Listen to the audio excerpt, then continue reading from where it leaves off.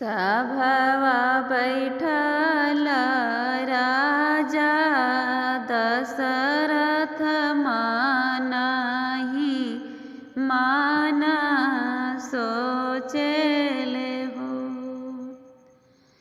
ललनाई गईले हमरो चौथा पनवा ललन मुख नहीं देखनी हो। ललनाई गईले हमरो चौथा पनवा ललन मुख नहीं देखनी हो। सभवा से उठी राजा दशरथ बनवा के ओर जाले हो।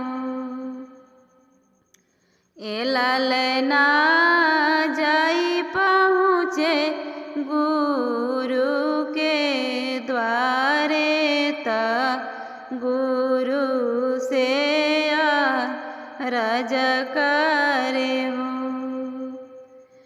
ललना जाई पहुँचे गुरु के द्वारे त गुरु से रज करे हो। कुटिया से निकली ले गुरु देवता बोलीले मुस्काई के हो। राजा बनवा से श्रृंगी ऋषि बोलैबो त यज्ञ करैबो। राजा बनवा से श्रृंगी ऋषि बोलैबो त यज्ञ करैबो। श्रृंगी ऋषि यज्ञ करावेनी अग्नि में आहुति डालिले हो। श्रृंगी ऋषि यज्ञ करावेनी अग्नि में आहुति डालिले हो। ललना प्रसन्न भइले सब देवत फूल बरसावेले हो। ललना प्रसन्न भइले सब देवत फूल बरसावेले हो। खीरा ले प्रगटे अग्नि देवत वशिष्ठ मुनि के सौंपेले हो। खीरा ले प्रगटे अग्नि देवत वशिष्ठ मुनि के सौंपेले हो।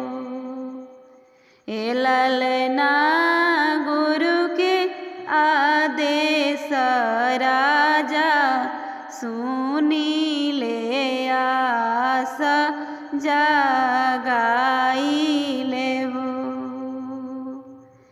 ललना गुरु के आदेश राजा सुनी ले आस जगाइले हो। रानियन में उहे खीरा बाटिले मने मुस्काइले हो। रानियन में उहे खीरा बाटिले मने मुस्काइले हो। ए ललना करबो में खूब नवा छावर ललना मुखा देखबी हो। ए ललना करबो में खूब नवा छावर ललना मुखा देखबी हो। एक मास बीतले दूसर मास अवरु तीसर मास हो।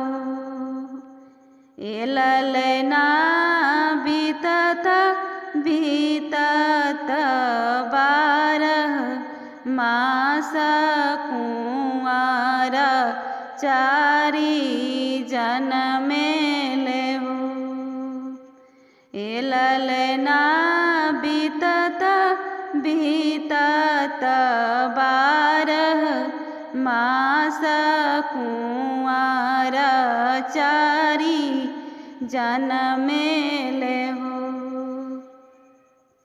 महल से निकले धगरिनिया त राजा से अरज करे हो।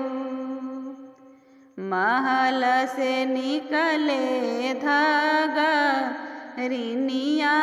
त राजा से अरज करे हो। ए राजा भैले रहु रे चारी गोला लनवा त सोना लुटावहु। ए राजा भैले रहु रे चारी गोला लनवा त सोना लुटावहु। एतना सुनात राजा बिहासिले खुशिया मनाइले हो।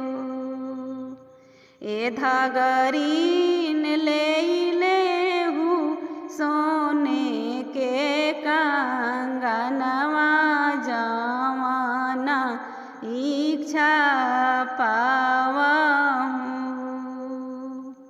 ए धगरीन लेइले हु सोने के कंगनवा जवाना इच्छा पावहु।